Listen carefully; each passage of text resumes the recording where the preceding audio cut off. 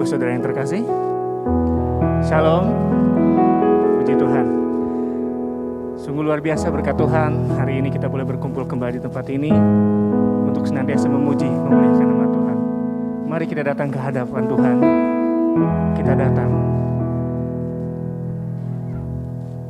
bertatap muka dengan Tuhan. Saya undang untuk bangkit berdiri, mari kita siapkan hati kita.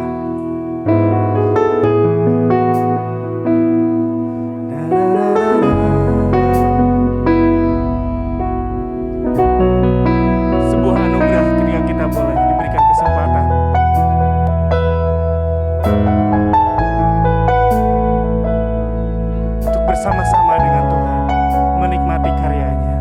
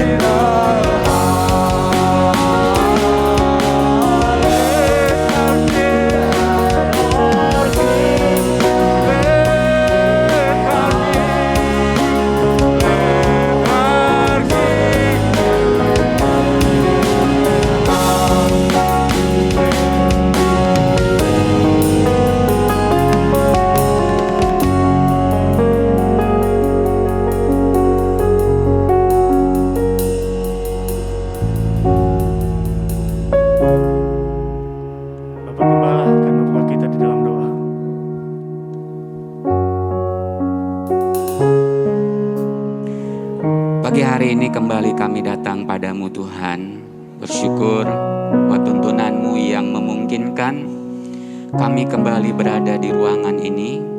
Kami diberi kesempatan terindah dan terbaik untuk kembali datang kepadamu, membesarkan nama-Mu, menyerahkan seluruh keberadaan hidup kami secara menyeluruh. Untuk itu kami syukuri sekaligus serahkan ke dalam tangan-Mu seluruh perjalanan ibadah kami dari awal hingga akhir. Engkau memperkenankan dan mengurapi anak-anak-Mu yang telah Engkau pilih untuk melayani di ibadah pagi hari ini. Hamba mempercayakan yang akan menjadi pembicara, yang memimpin pujian, singer, rekan-rekan yang bermain musik, yang bermain tamborin, mengoperasikan LCD maupun sound system. Bersama anak-Mu yang kembali ingin disapa dan dijumpai secara pribadi melalui pujian dan firman-Mu. Di dalam nama Tuhan Yesus, hamba mengundang kehadiran-Mu di dalam dan melalui ibadah kami. Demi nama Yesus kami berdoa kepadamu. Amin. Amin. Haleluya. Ada sukacita? Amin, puji Tuhan. Kita percaya bahwa Tuhan mampu melakukan apapun dalam hidup kita. Kita diberikan kuasa sangat luar biasa. Mari bersama-sama kita bersukacita bersama, kita mengangkat pujian. Ku diberi kuasa. Mari kita sambil bertepuk tangan, kita datang sama Tuhan. Haleluya.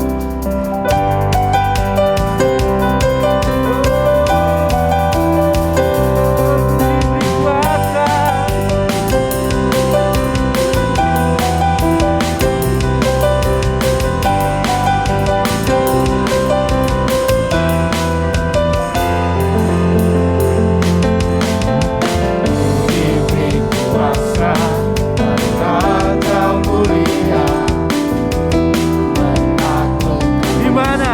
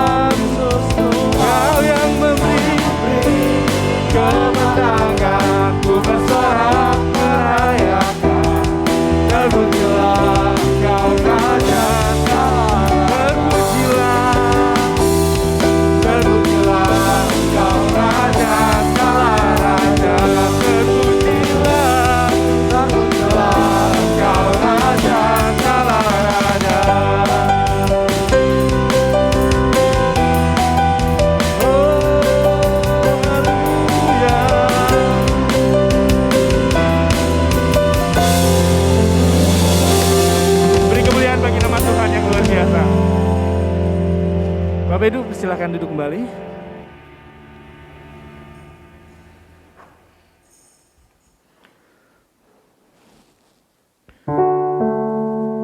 Kita percaya bahwa dalam hidup kita ada Tuhan yang senantiasa menolong kita, menyertai kita.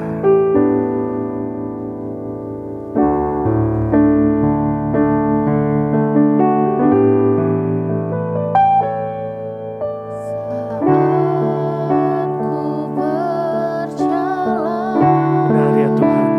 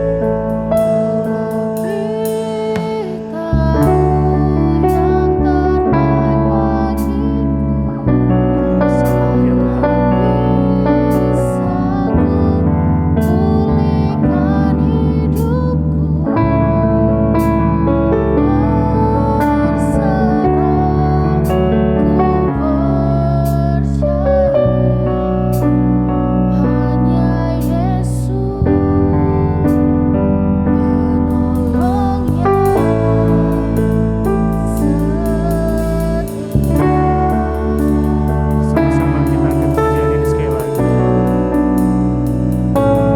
Saat ku berjalan bersama dengan Tuhan.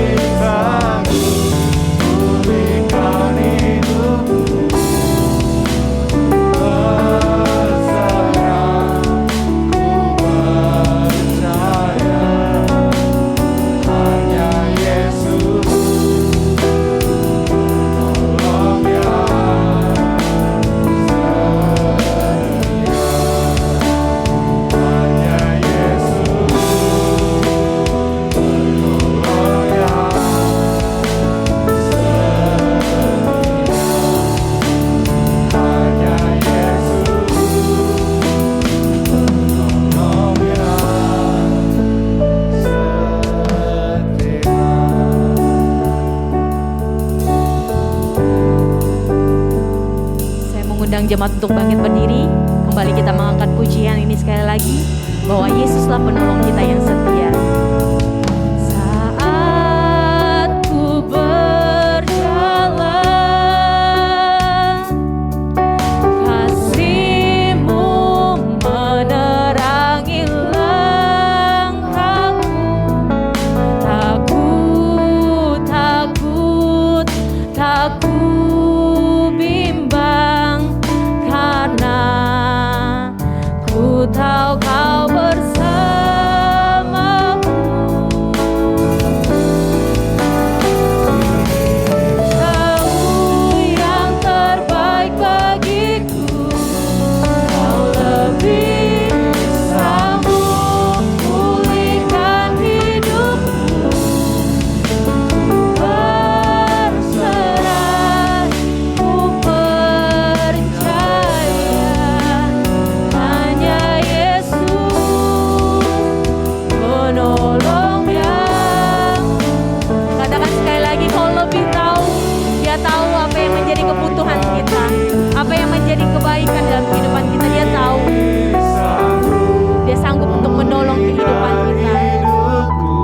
kita pada pagi hari ini berserah penuh kepada Tuhan. Berserah, ku Percaya hanya Yesus penolong yang katakan sekali lagi, kau lebih tahu, terbaik bagiku. kau lebih sanggup pulihkan hidupku. Berserah, ku percaya hanya Yesus penolong yang setia. Mari kita sembah Tuhan pada pagi hari ini Bapak Ibu sekalian. Dia tahu apa yang menjadi kebutuhan kita. Dia tahu apa yang menjadi segala sesuatu yang terbaik dalam kehidupan kita. Mari kita berseru kepada Tuhan, karena Dia adalah penolong yang setia. Haleluya Yesus. Haleluya. Haleluya Tuhan. Haleluya. Allah Bapa yang bertata di dalam kerajaan sorga, kembali kami datang ke hadirat-Mu Tuhan. Kami bersyukur untuk setiap anugerah Tuhan. Kami bersyukur untuk segala sesuatu yang Tuhan boleh izinkan terjadi dalam kehidupan kami. Begitu sukacita Tuhan, bahkan tetesan air mata. Kami mau terus mengucap syukur kepada Tuhan. Karena kami tahu Tuhan, Engkau adalah penolong kami yang setia. Pagi hari ini Tuhan, kami akan bersama-sama mau mendengarkan kebenaran firman Tuhan. Hamba berdoa untuk setiap jemaat-Mu yang akan mendengarkan kebenaran firman Tuhan. Engkau mengurapi setiap jemaat-Mu ya Bapa. Engkau memberikan hikmat, pengertian, kepandaian untuk setiap jemaat-Mu. Dan biarlah kami membuka hati kami selebar-lebarnya pada pagi hari ini. Sehingga firman Tuhan yang akan ditaburkan tidak berlalu begitu saja. Melainkan dapat tertanam di dalam hati kami, bertumbuh bahkan berbuah melalui tingkah laku kami Bapa. Dan pada pagi hari ini hamba berdoa untuk diri hamba yang akan menyampaikan kebenaran firman Tuhan. Hamba menyadari keterbatasan hamba Tuhan. Hamba menyadari bahwa hamba adalah anak-Mu yang berdosa. Pada pagi hari ini Tuhan, hamba mohon Tuhan melingkupi hamba. Engkau pakai mulut bibir hamba Tuhan. Biarlah hikmat Tuhan turun atas diri hamba. Sehingga firman Tuhan yang akan hamba taburkan pada pagi hari ini bukan melalui akal pikiran hamba Tuhan, tetapi suara Tuhan yang hamba beritakan pada pagi hari ini. Terima kasih Tuhan Yesus. Kami siap bersama-sama merenungkan kebenaran firman Tuhan. Dalam nama Tuhan Yesus Kristus kami berdoa, kami bersyukur. Haleluya. Amin. Dipersilakan duduk kembali.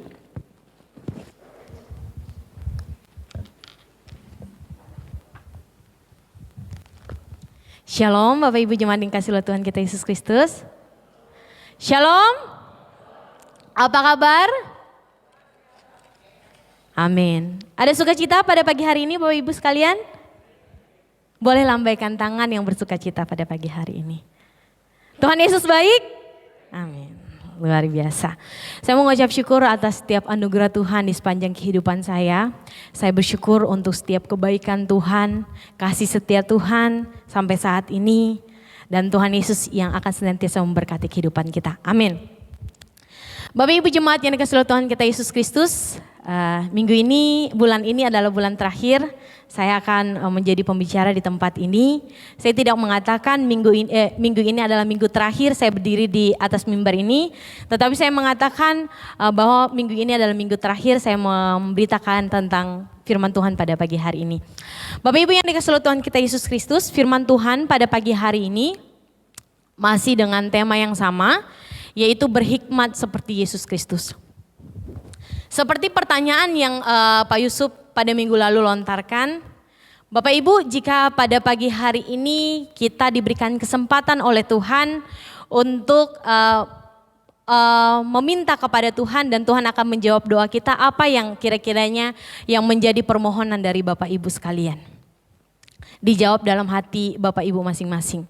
Kalau saya secara pribadi Bapak Ibu, yang saya minta kepada Tuhan, Saya meminta hikmat daripada Tuhan, sehingga apapun yang keluar dari mulut bibir saya, itu berkenan di hadapan Tuhan dan jemaat sekalian dapat mengerti dan memahami.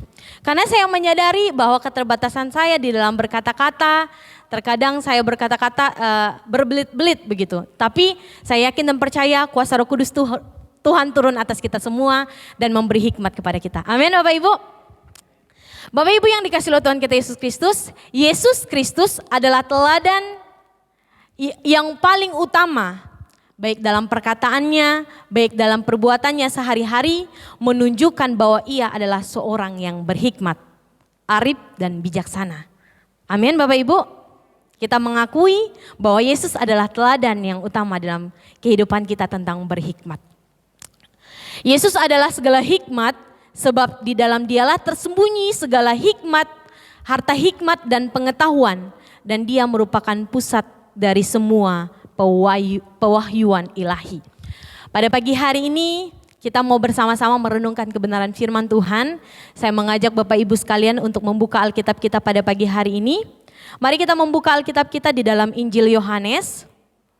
Kita mau melihat teladan Yesus tentang berhikmat. Dalam Injil Yohanes pasalnya yang ke-8, ayatnya yang pertama sampai ayatnya yang ke-11. Tetapi pada pagi hari ini saya mengajak kita semua membaca di dalam Injil Yohanes pasalnya yang ke-8, ayatnya yang pertama sampai ayatnya yang ke-6. Saya mengajak kita membaca secara responsoria. Saya akan membaca ayatnya yang ganjil dan sidang jemaat sekalian membaca ayatnya yang genap. Begitu seterusnya sampai ayatnya yang ke-6. Lembaga Alkitab memberi judul atau perikop yaitu perempuan yang berzina. Tetapi Yesus pergi ke Bukit Zaitun.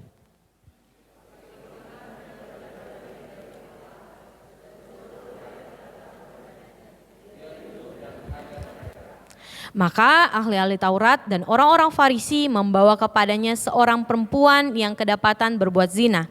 Mereka menempatkan perempuan itu di tengah-tengah.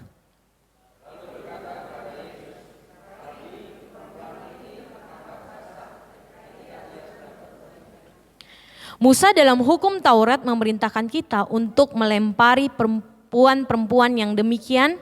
Apakah pendapatmu tentang hal itu?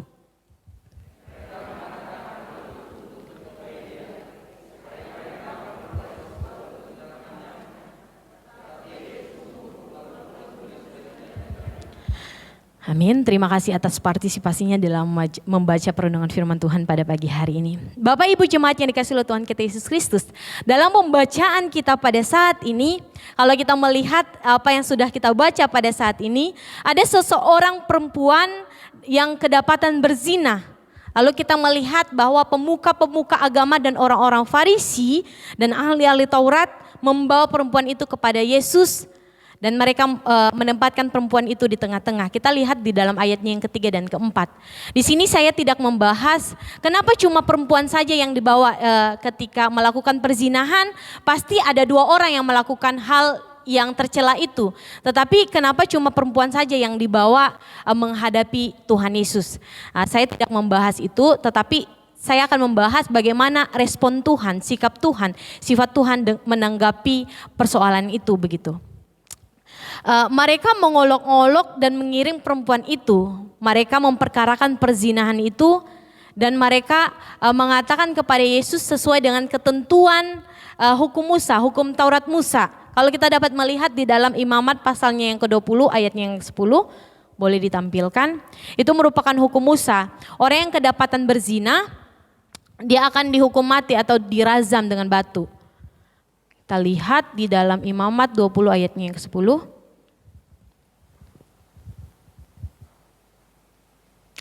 Bila seorang laki-laki berzina dengan istri orang lain, yakni berzina dengan istri sesamanya manusia, pastilah keduanya dihukum mati, baik laki-laki maupun perempuan yang berzina.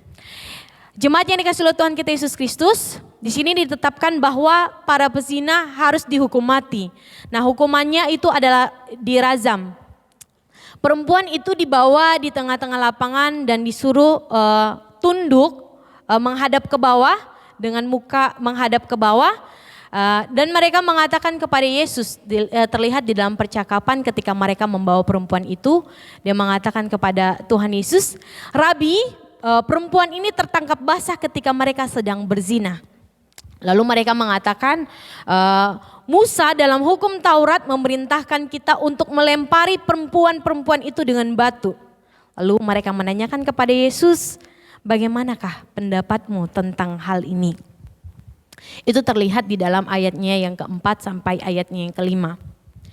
Kalau kita melihat di sini Bapak Ibu jemaat yang dikasihi oleh Tuhan kita Yesus Kristus, mereka mengatakan hal itu untuk mencoba Yesus supaya mereka memperoleh sesuatu untuk menyalahkannya. Kita dapat lihat di dalam Yohanes pasalnya yang ke-8 ayatnya yang ke-6a. Dan dalam pembacaan ini kita juga melihat bahwa pemuka agama ini ingin menguji kebijakan Yesus dengan melontarkan pertanyaan seperti itu. Mereka mengatakan, Rabi, bagaimanakah pendapatmu tentang hal ini? Begitu. Nah, yang menjadi pertanyaan bagi kita semua, Bapak Ibu yang dikasihi oleh Tuhan kita Yesus Kristus, apakah Yesus akan setuju dengan hukum yang mereka katakan di dalam Imamat 20 ayatnya yang ke-10 menurut hukum Musa itu? Apakah Yesus akan setuju? Kalau seandainya Yesus setuju, berarti Yesus konsisten untuk menaati firman Tuhan, untuk menaati Alkitab. Namun dia tidak konsisten dengan ajarannya tentang kemurahan hati. Ajarannya sendiri tentang belas kasihan, kemurahan hati. Tapi malah sebaliknya, kalau seandainya sebaliknya Yesus tidak setuju dan dia menjawab tidak seandainya seperti itu, pasti para pemuka-pemuka agama, para ahli Taurat, orang-orang Farisi memiliki satu kesalahan yang Yesus lakukan. Seperti itu. Tapi di sini kita melihat bagaimanakah sikap Yesus. Bapak Ibu jemaat yang dikasihi oleh Tuhan kita Yesus Kristus. Kita melihat di dalam ayatnya yang ke-6. Di dalam ayatnya yang ke-6, mereka mengatakan hal itu untuk mencobai dia supaya mereka memperoleh sesuatu untuk menyalahkannya. Tetapi Yesus membungkuk lalu menulis dengan jarinya di tanah. Apa yang Yesus lakukan ketika dia membungkuk? Ada yang bisa menebak apa yang Yesus pikirkan Bapak Ibu? Saya yakin kita tidak bisa menebaknya.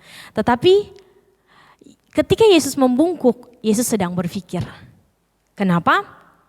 Orang yang bijak akan berpikir matang sebelum menentukan tindakannya. Dan ketika kita berpikir, kita memerlukan waktu. Betul Bapak Ibu?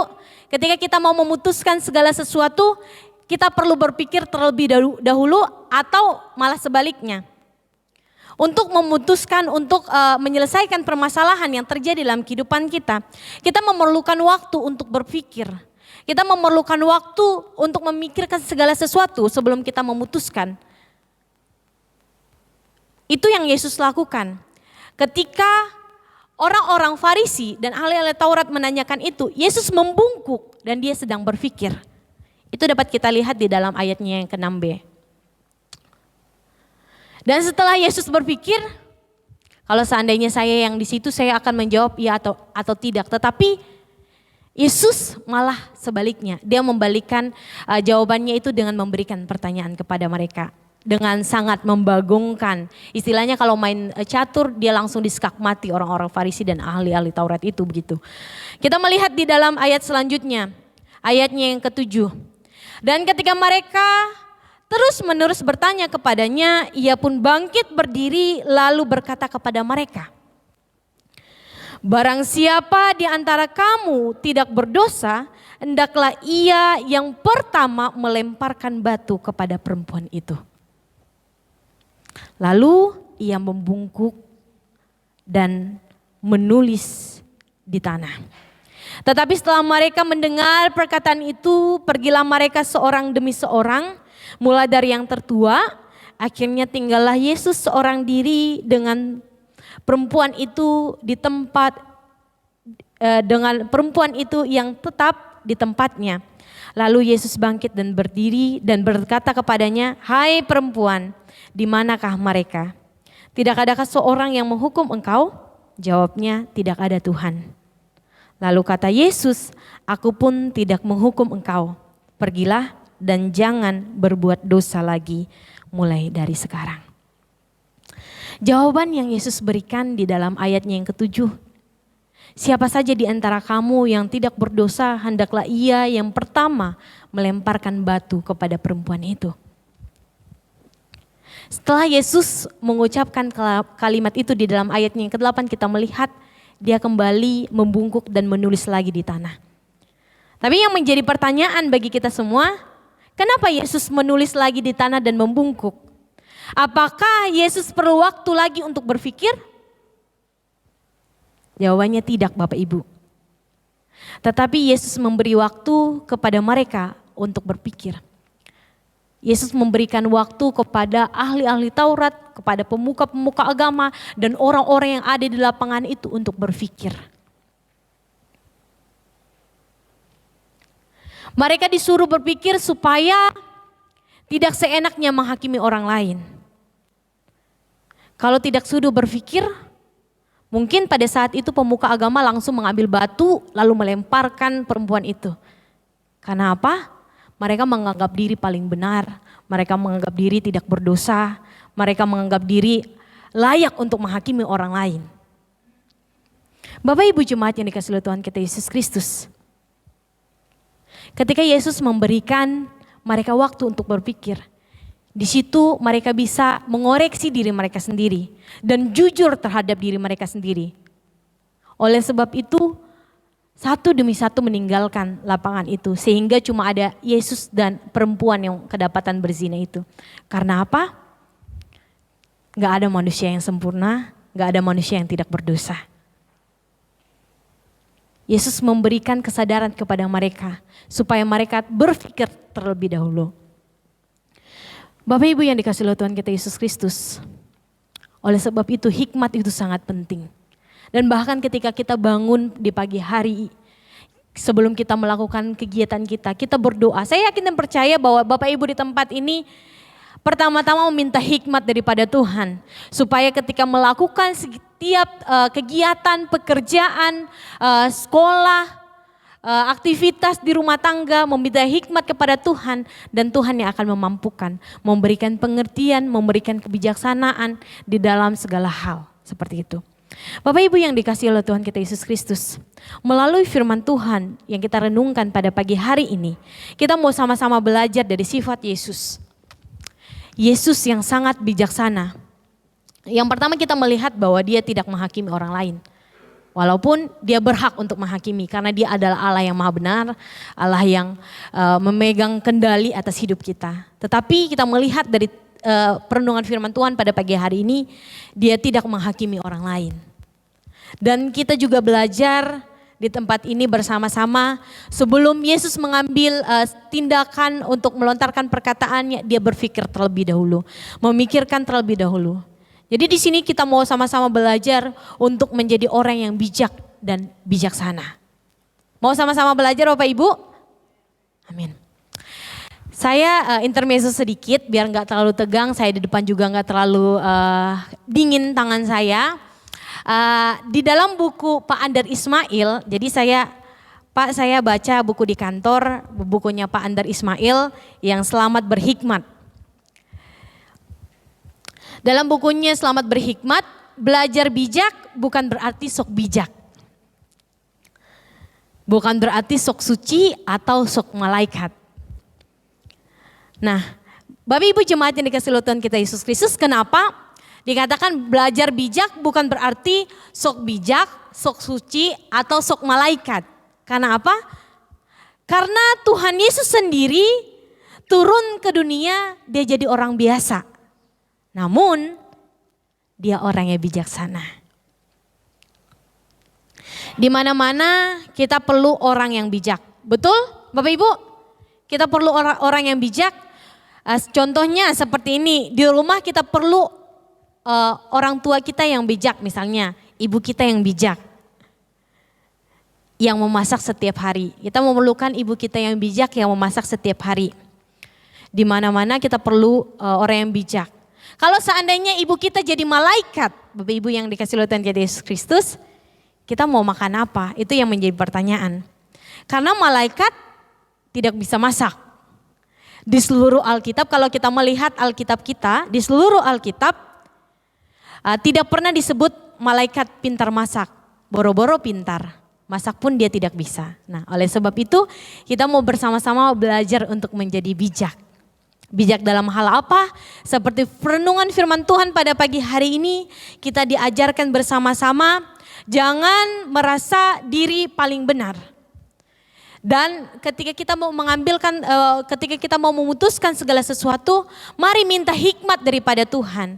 Mari kita duduk diam, merenungkan, menanyakan Tuhan terlebih dahulu. Apa yang menjadi maunya Tuhan di dalam kehidupan kita.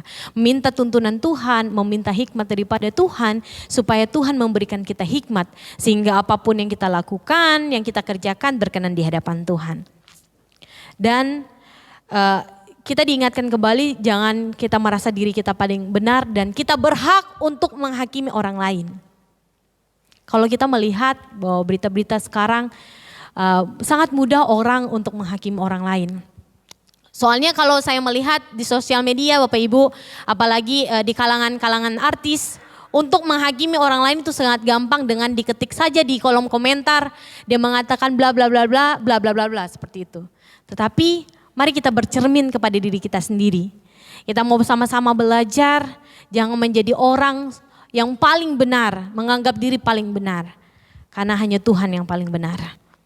Dan pada pagi hari ini kita mau kembali diingatkan, orang yang berhikmat adalah orang yang menganggap diri sendiri paling bijak. Orang yang berhikmat adalah orang yang tidak menganggap diri sendiri paling bijak, paling benar. Dan orang yang berhikmat adalah orang yang takut akan Tuhan, yang menjauhi segala kejahatan.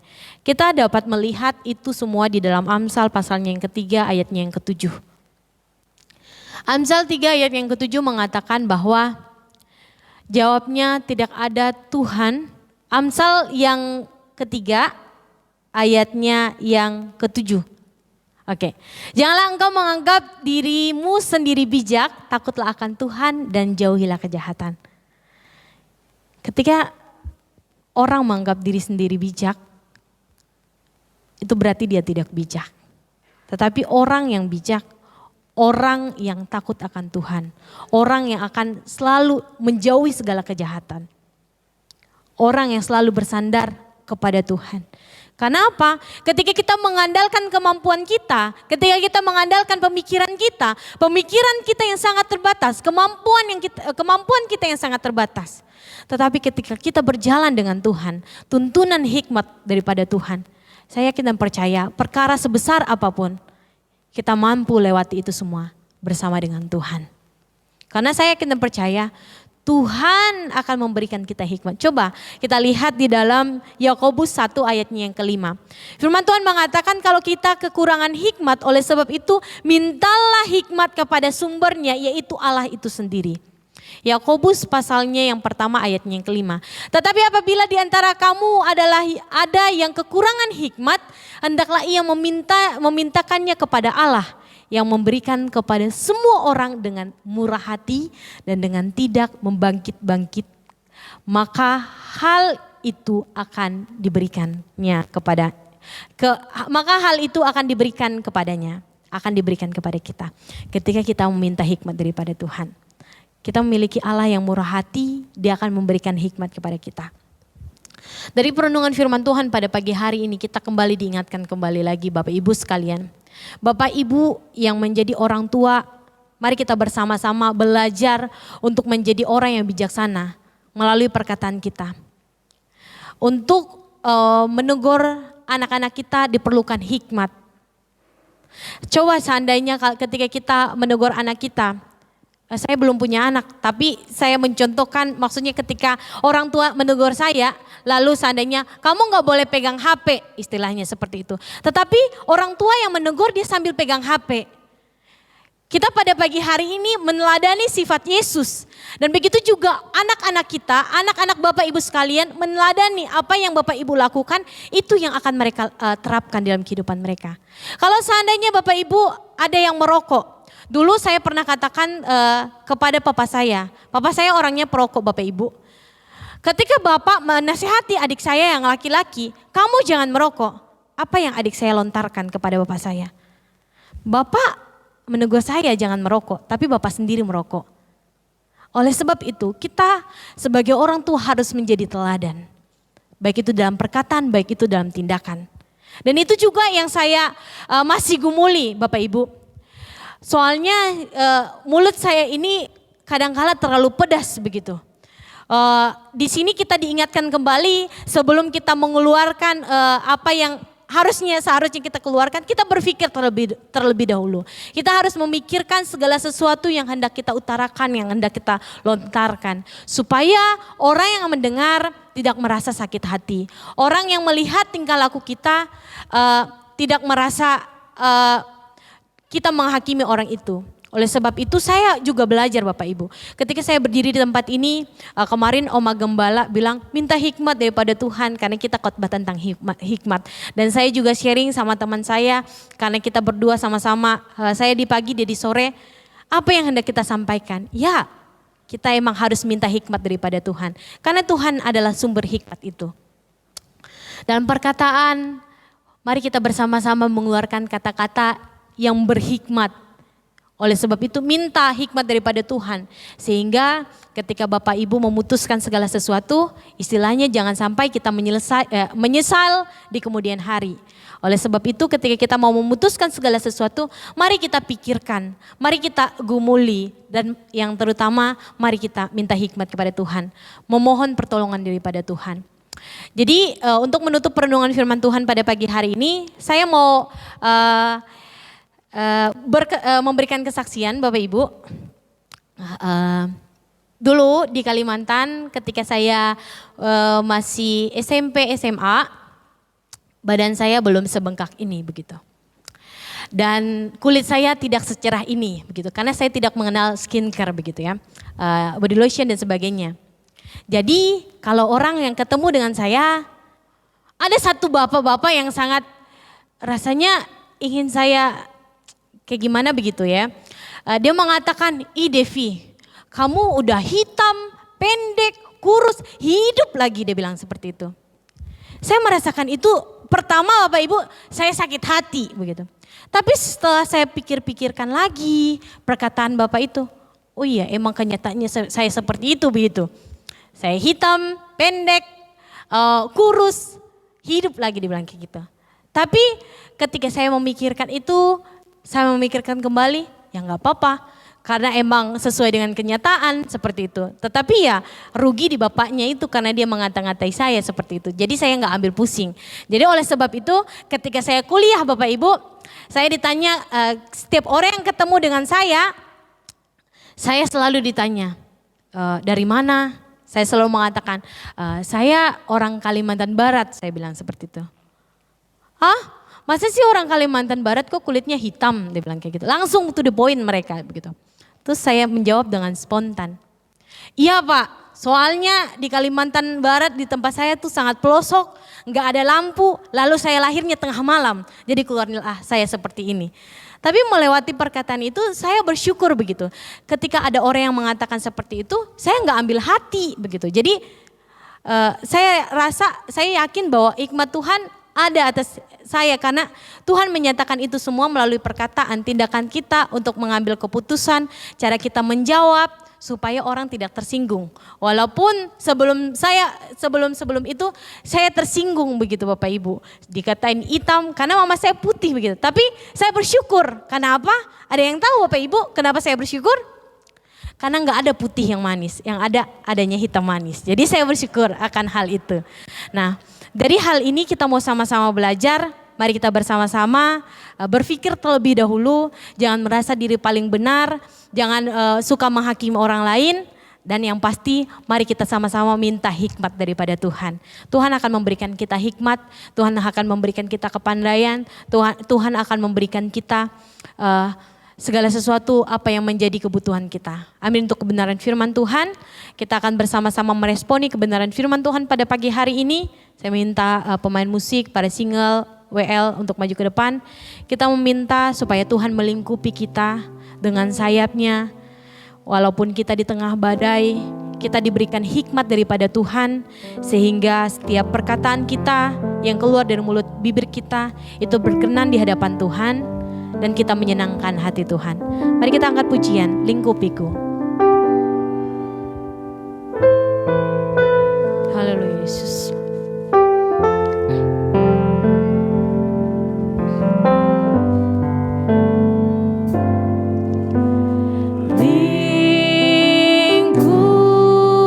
Lingkupiku dengan sayap-Mu, naungiku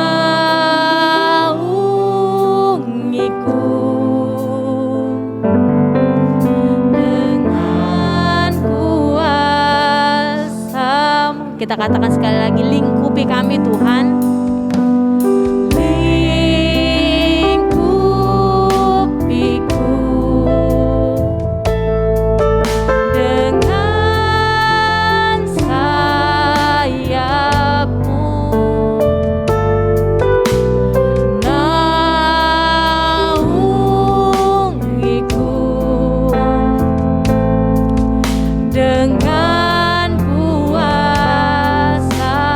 Katakan di saat badai, di saat badai bergelora,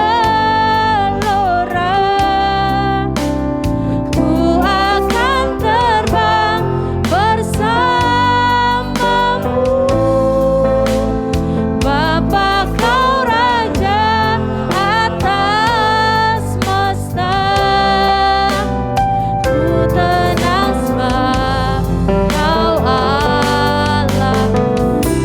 Pada saat ini saya mengundang jemaat untuk bangkit berdiri. Kita mau kembali angkat pujian ini. Lingkupiku dengan sayap-Mu, naungiku dengan kuasa-Mu. Katakan di saat badai,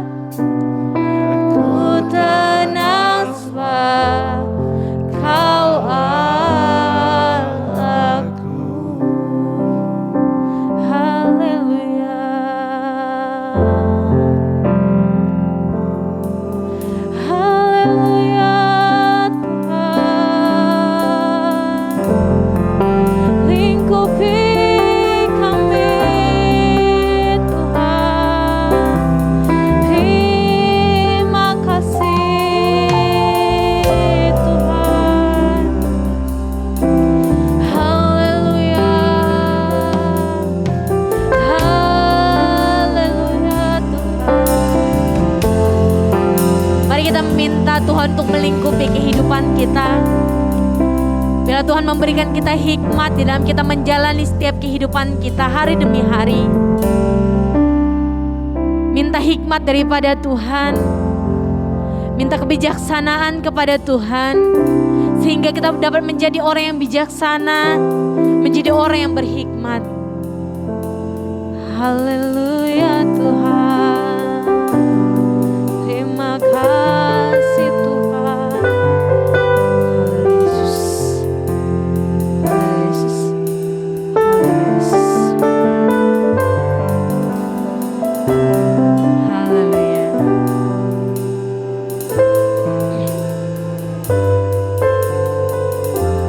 Kami tidak takut Tuhan walaupun ada badai dalam kehidupan kami. Karena kami tahu Tuhan akan melingkupi kami. Yesus. Haleluya.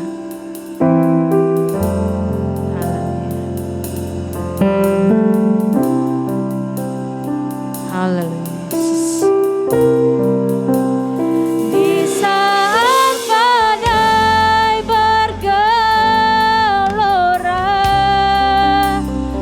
ku akan terbang bersamamu. Bapa kau Raja atas semesta, ku tenang sebab kau Allahku.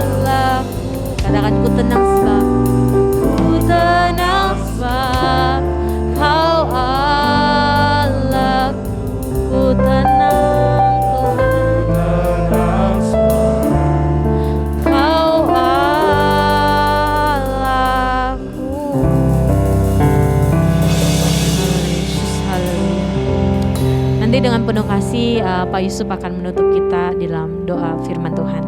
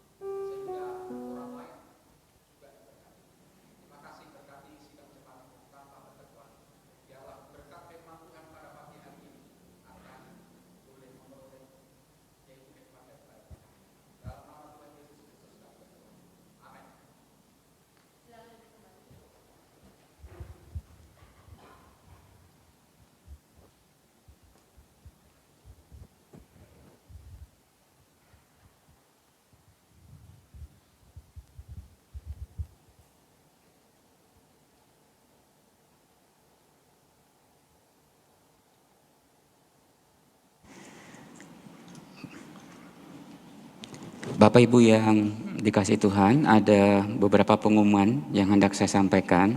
Yang pertama, Sekolah Tunas Harapan menginformasikan bagi Bapak Ibu yang hendak menyekolahkan putra atau putri Bapak Ibu sebelum tanggal 31 Agustus, baik untuk TK, SD, SMP, SMA, akan mendapat potongan uang pangkal dan sebagainya. Oleh sebab itu, kalau Bapak Ibu punya putra putri yang ingin sekolah, baik dalam lingkup TK, SD, SMP, SMA, silahkan bisa mendaftar ke Tunas Harapan yang dimiliki oleh GSJA Bethlehem.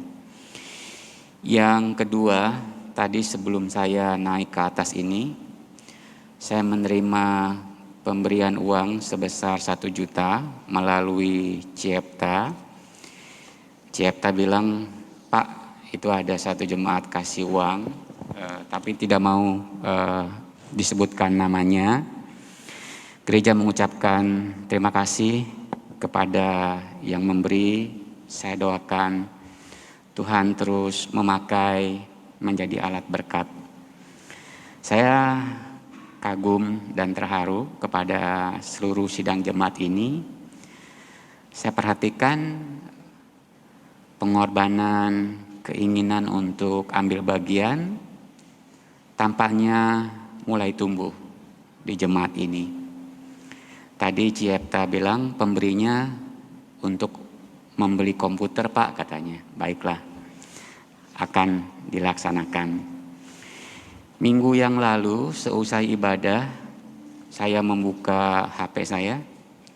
Lalu ketika saya membuka HP saya terkejut juga. Ada seorang jemaat bilang, Pak, saya sudah transfer 10 juta untuk membeli komputer. Lalu saya pulang ke rumah, saya makan malam, lalu saya telepon orang tersebut. Saya ingin mengucapkan terima kasih secara langsung dan mengungkapkan rasa kagum saya. Karena minggu lalu orang tersebut baru memberi 5 juta. Jadi cuma beda 6 hari lah. Karena Senin dia memberi 5 juta, Minggu sore dia memberi 10 juta lagi. Lalu dalam percakapan tersebut ada hal yang lebih mengagumi saya dari sekedar pemberiannya. Dia bilang begini, Pak, waktu saya belum bergereja secara menetap di GSJ Ebenezer, Tuhan berkati saya melimpah. Ya di tengah pandemi tapi usaha saya bagus katanya. Tapi saya lihat uang saya itu seperti dimakan belalang pelahap. Gak ada Pak, habis aja katanya. Sebab itu saya mau belajar memberi. Saya beri 10 juta. Dan ini baru sebagian yang saya beri, Pak. Nanti saya akan beri lagi. Orang tersebut ngomong begitu sama saya bilang, ya ada yang bisa seperti itu, Pak. Tapi tidak selalu, saya bilang. Saya juga tidak mendoakan kalau jemaat nggak memberi, uangnya habis dimakan belalang pelahap. Saya nggak ingin seperti itu, tapi itu bisa terjadi dalam kehidupan kita. Uang kita entah kemana ya. Habis juga akhirnya. Lalu karena dia cerita tentang firman Tuhan, saya bilang, tapi ada yang sebaliknya juga loh Pak, saya bilang. Lalu saya bilang waktu itu di Amsal 11 ayat 24, ada yang menyebar harta tetapi bertambah kaya. Ada yang menghemat secara luar biasa namun selalu berkekurangan. Saya bilang, kalau menurut ayat tadi Pak, ini sebenarnya penulisnya seorang bijak ya. Kalau dalam ilmu teologi Amsal itu ditulis oleh seorang yang bijak, yang diyakini ditulis oleh Salomo begitu. Saya bilang, Pak, itu ada orang menyebar harta, harusnya dia berkekurangan karena hartanya diberikan. Harusnya bukan bertambah kaya tapi berkurang uangnya. Saya bilang begitu, harusnya berkurang Pak. Tapi ayat ini mengatakan ada yang menyebar harta tapi bertambah kaya.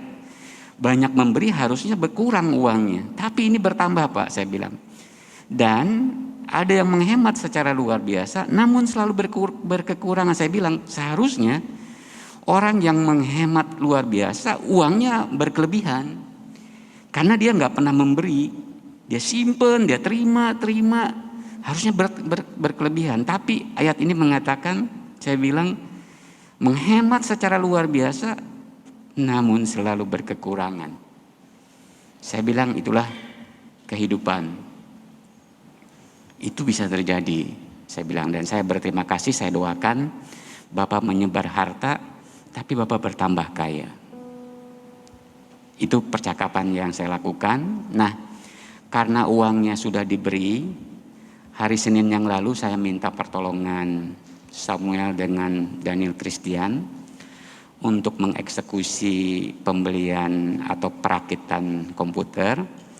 Saya sudah tahu dari Samuel itu harganya 16.279.000, seharusnya 16.755.000, dan sudah kita laksanakan.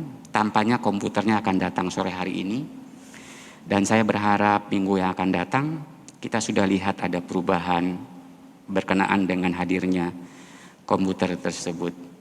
Harganya memang mahal, 16.279.000, tapi karena Tuhan sudah sediakan, kita harus belajar untuk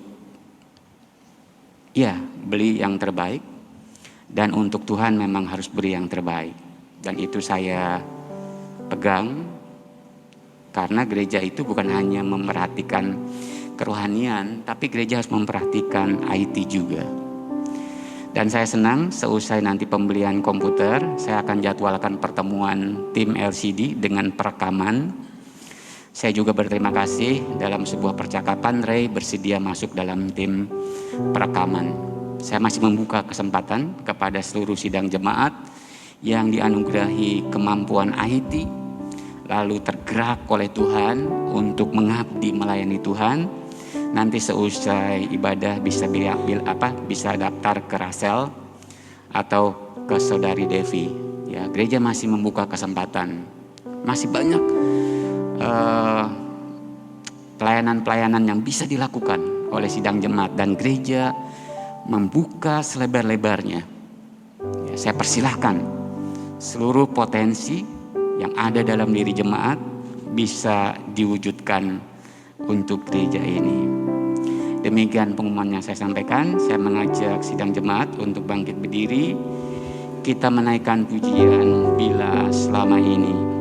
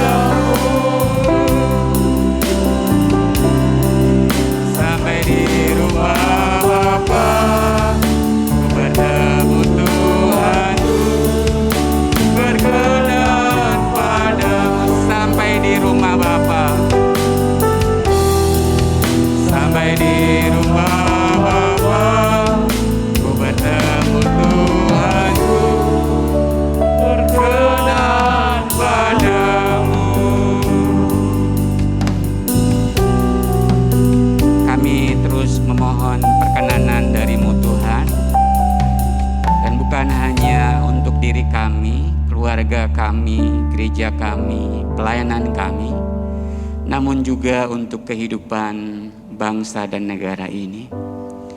Tuhan, Engkau terus memakai para pemimpin kami dari tingkat tertinggi hingga tingkat terendah yang telah Engkau memberikan mandat untuk memimpin. Engkau mengaruniakan kesehatan kepada mereka. Engkau memberikan kemampuan untuk mengambil keputusan secara bijak. Engkau taruh rasa takut kepadamu Tuhan, keinginan untuk mengutamakan Engkau. Hamba menyerahkan kerjasama, koordinasi di antara mereka, komunikasi yang baik, sehingga semua dapat bersinergi dengan baik. Tuhan, kami berdoakan juga untuk kestabilan di seluruh area kehidupan. Engkau memberikan kestabilan di bidang politik, sosial, keamanan, budaya. Kami mohonkan juga pemulihan di bidang ekonomi. Biarlah berkat pertolongan-Mu Tuhan, perekonomian bangsa kami dapat tumbuh dengan baik. Kami tahu situasi global tidak kondusif, tapi Engkau Allah yang bisa menolong bangsa kami untuk mengalami pemulihan. Tuhan, kami juga terus menyerahkan upaya bangsa kami dalam menghadapi pandemi COVID-19. Engkau memakai tenaga medis, Engkau memberikan pengetahuan-pengetahuan yang baru, ilmu yang baru, sehingga mereka dapat menolong semaksimal mungkin saudara-saudara kami yang terpapar COVID-19. Tuhan, biarlah disiplin juga begitu melekat dalam kehidupan bangsa dan rakyat kami. Punya kesadaran yang begitu tinggi untuk tetap menerapkan protokol kesehatan. Meskipun rasa jenuh mulai menyergap rakyat kami, kami percaya Engkau sanggup menyegarkan kembali, membuat kami memiliki kesadaran yang begitu tinggi. Tuhan, buat anak-anak-Mu yang telah melayani-Mu, hamba doakan Engkau memberkati mereka, baik yang telah Engkau pakai sebagai pembicara, WL, singer, bermain musik, bermain tamborin, mengoperasikan LCD maupun sound system. Hamba doakan juga buat anak-anak-Mu yang telah belajar berkorban, mengembalikan apa yang menjadi milik-Mu Tuhan, menopang pelayanan gerejawi di tempat ini. Biarlah seperti yang dikatakan penulis yang berhikmat, meskipun mereka menyebar hartanya, tapi akan bertambah kaya. Tuhan, Kau memberkati anak-anak-Mu di tempat ini. Rumah tangga anak-anak-Mu hamba serahkan, Kau hadir di tengah-tengah mereka. Engkau memimpin dan menguasai tiap rumah tangga. Kau anugerahkan keharmonisan, kesetiaan satu sama lain, kesehatian. Hamba doakan usaha anak-anak-Mu di tempat ini Engkau pakai secara luar biasa. Engkau bukakan tingkap-tingkap langit sehingga berkat-Mu yang luar biasa tercurah buat anak-anak-Mu yang menjalankan usaha. Buat pekerjaan anak-Mu di tempat ini juga hamba doakan supaya mereka dapat bekerja semaksimal, seproduktif mungkin, namun tetap berada dalam lindungan dan anugerah-Mu sehingga mereka tetap sehat. Buat anak-anak-Mu yang studi hamba doakan supaya studi mereka berjalan dengan baik.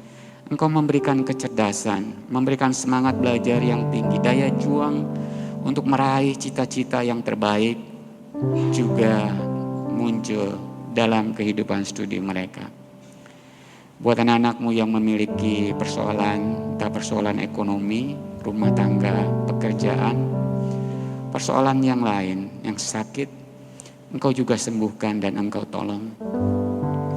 Tuhan, biarlah permasalahan yang dihadapi oleh anak-anak-Mu untuk mendatangkan kebaikan bagi mereka yang mengasihi-Mu Tuhan.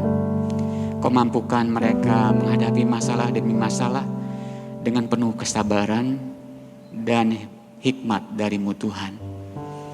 Hamba percayakan seluruh persoalan tersebut untuk Engkau pakai untuk mendewasakan kepribadian, karakter, dan kerohanian anak-anak-Mu di tempat ini. Sekarang jemaat, pulanglah ke rumah kita masing-masing dan terimalah berkat dari Tuhan. Tuhan memberkati engkau dan melindungi engkau. Tuhan menyinari engkau dengan wajah-Nya dan memberi engkau kasih karunia. Tuhan menghadapkan wajah-Nya kepadamu dan memberi engkau damai sejahtera. Anugerah dari Allah Bapa kita, kasih setia dari Tuhan Yesus, dan persekutuan Roh Kudus senantiasa menyertai kehidupan kita dari saat ini hingga selama-lamanya. Amin.